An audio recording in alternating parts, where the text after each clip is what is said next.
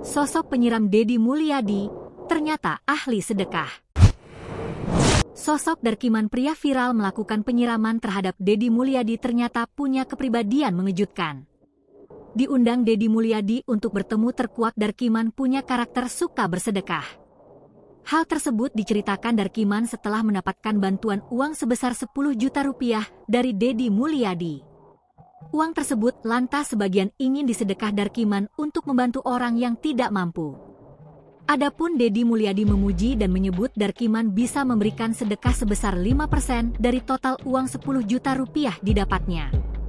10 juta, 5% untuk rezeki anak yatim dan orang lain itu bagus, ujar Deddy Mulyadi mengutip konten video YouTube yang diunggah Selasa malam, 24 Juni 2025. Sebelumnya, dalam pertemuan lainnya Deddy Mulyadi juga bertanya dengan kehidupan Darkiman.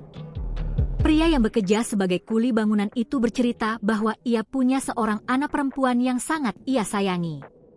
Namun anak tersebut kata Darkiman tak tinggal bersamanya, melainkan bersama sang ibu di Cirebon.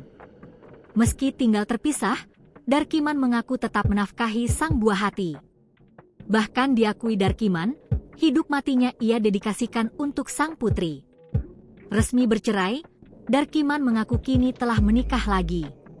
Namun alasan Darkiman menikahi istri barunya ini bukan karena ingin membina rumah tangga pada umumnya. Diakui Darkiman, hidupnya memang suka membantu orang lain.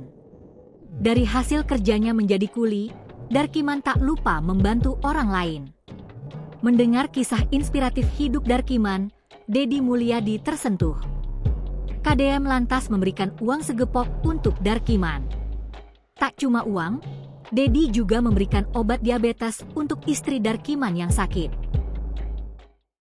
Download Tribun X sekarang, menghadirkan lokal menjadi Indonesia.